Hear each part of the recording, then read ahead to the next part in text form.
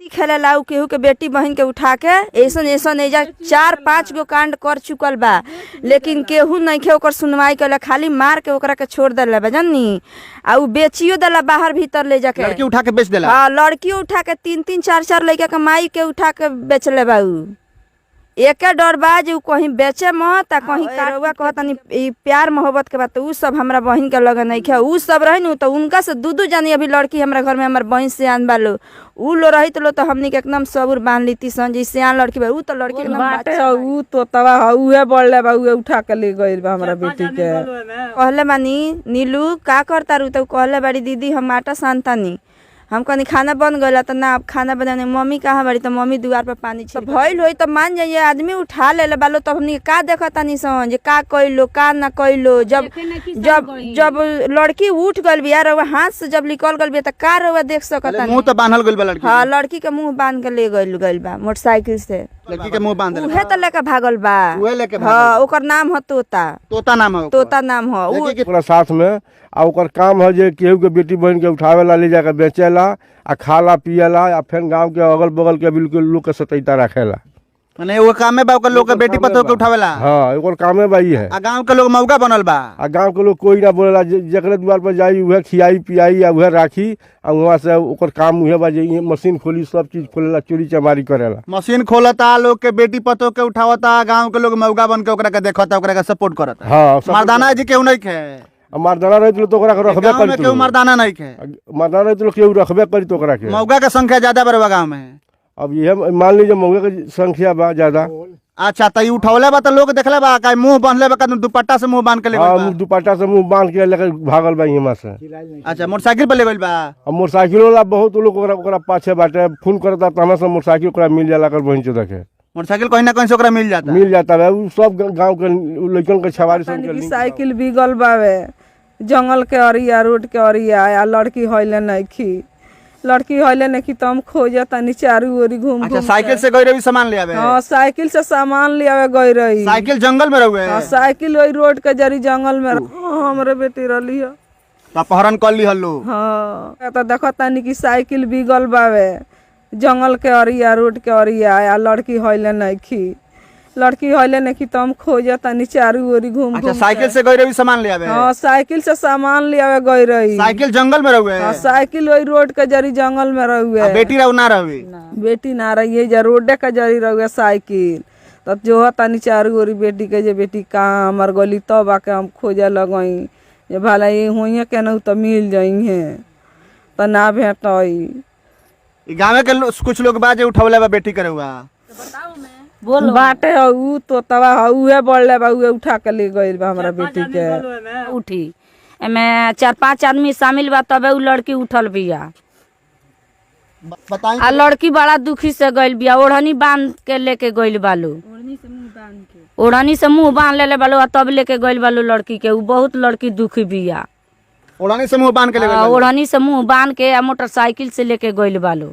अच्छा, साइकिल हो जीवा लड़की के साइकिल वही जबा गढ़ा तो साइकिल ते माने एथी कर देले बड़ा सा, साइकिल पर उतार देले बड़ा सा, उतार के। हाँ, बाज के साइकिल ढा देले बालू, गढ़ा में गिर गइल बा आ लड़की के लेके चल गइल बालू। अभी तो 14 साल लड़की के उम्र। हाँ, लड़की के 14 साल उम्र बा। 4 बहिन बालो, अकेले बाप कम नहीं आर बड़ा, केहू आगा पीछा नहीं के। लेबर के काम उनकर बाप करेले, 1 रुपया जोड़ के लड़की सन के पूरा करेले।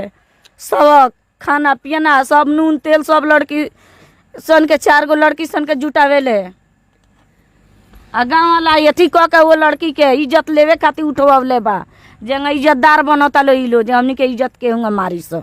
देखिए, टाटी पलानी के घर बा परिवार के पास में, और ये जिला के सबसे पिछड़ल पंचायत बा निमोया पंचायत। और सामान लेबे। हाँ, नीलू गए रही सामान ले आवे, अंडा उंडा खरीदले रहवी लेके आवत रही। जो अंडा भी फूटल बा, 30 गो रुपया गिर रहुए। तब हमार माई गई बड़ी, हमके तो अपना ससुराल से आइल बानी सन। हमार माई गई रहवी गोवी देखे खातिर जे काहे इतना लेट हो गई। तो जाता रही तो देखता रही साइकिल उजा रोड के किनारा फेंकल बा। तब रात भर खोजले बालो, ओकरा बाद से नइखे मिलल। तो हमनी के फोन करके बुलौले बालो, पूरा हमनी के चारू ओर जोहल बानी से। ओकरा बाद हमनी के 8 बजे केस लिखाइल बा माझा थाना में। आज 6 दिन केस कैला हो गइल, कौनो एकर सुनवाई नइखे। अच्छा, नीलू के ओढ़नी से माने बनलहू बाड़े सन। हाँ, ओढ़नी से नीलू का मुंह बांध के ले गइल बा। हाँ, मुंह बांध देले बाड़े सन। मुंह बांध के ले गइल बा लोग। अब अच्छा, जहाँ कितना बड़े से मोटरसाइकिल से ले गइल बाड़े? हाँ, मोटरसाइकिल से में 6-7 आदमी के हाथ बा। साथे में हमनी के शादी रहल घर में, हमनी के 1 महीना दिन आ करनिया सब कौनो ऐसा बात विचार ना रहल। मान जाई बहिन के प्यार रहुआ जानते बानी, अगर कौनो ऐसा गलती बात रही तो जरूर हमनी के देखले से में 4 बहन बानी सन, हमनी के भाई नहीं खेलो जानी, हम जेठ उनकर बहन हई।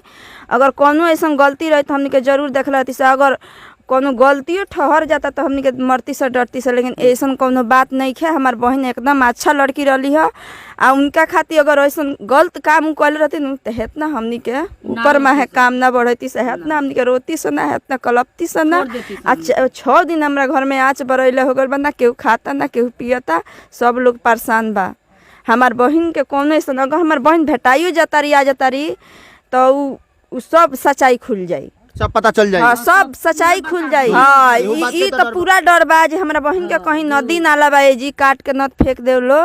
और दूसरा अलावा जे उ राजनीति खेलेला, उ केहू के बेटी बहन के उठा के ऐसन एजा 4-5 गो कांड कर चुकल बा, लेकिन केहू नहीं के ओकर सुनवाई करेला, खाली मार के ओकरा के छोड़ देला बा जानी। आ उ बेचियो देला बाहर भीतर ले जाके, लड़की उठा के बेच देला। हाँ, लड़की उठा के 3-3 4-4 लड़का के माई के उठा के बेचले बा। उ एक डर बा जे कहीं बेचे मत, कहीं काट कूट के बिगे मत। हाँ, बाहर में ले जाके बेच मत दे ना तो काट के फेंके ना, इहे डर बा ज्यादा।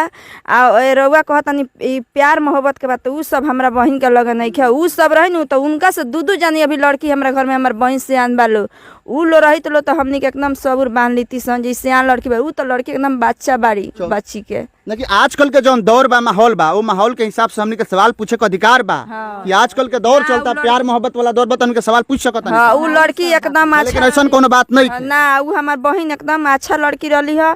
ए जी जानते बानी गरीब परिवार के रही है, घर में अपन काम धंधा कर बनाव खियाव। हमारा भाई नहीं खेलो, 2 जानी हमार बहन रहो, हमनी के 2 जानी के शादी बियाह हो गल बा। उनकर ऐसा हमनी के घटना सुनले बानी स, अपने ससुराल से आयल बानी स। ए जी जे भी बा मुखिया सरपंच ओकरा से रउआ लो तलाशी ले ली लो, जो अधरम के बेटी के ऐसा हलो, हमनी के कौनो ऐसा गलती ना करी ले। माने डर ये बा कि कहीं लड़की के बेच दे, ओकरा बेचे के काम बा, लड़की उठा के बेचेला। बेचेला, हाँ बेचेला लड़की उठा के। लड़की के कहीं बेच दे ले जाके तब तक दिक्कत के बात आ हाँ, जाए। दिक्कत के बात बा, डर बा कि काटे मत। काटे में 2 के बात के डर बा कि लड़की के बेच मत दे, लड़की के काटे मत। एक लड़की के तो 14 साल उम्र बा। हाँ, लड़की के 14 साल उम्र बा। कहले बानी नीलू का करता रू, तो कहले बाड़ी दीदी हम आटा सानतानी। हम कहनी खाना बन गया तो ना, अब खाना बनाने मम्मी कहाँ बाड़ी, तो मम्मी द्वार पर पानी छिड़कता रही। मतलब जी बालू वाली जमीन बा तो पानी छिड़के ला लो जे गर्दा ना उड़ी। तो हम कहले बानी कि मम्मी से बात कराओ, तो लिया के मम्मी के मोबाइल दिले बाड़ी, बात भी करौले बाड़ी। ओकरा बाद से गइल बाड़ी अंडा कीन के ले हमार बहिन, आ लौटल बाड़ी ओने से तो हमरा बहिन के उठा ले बालो, फोन कैले बालो।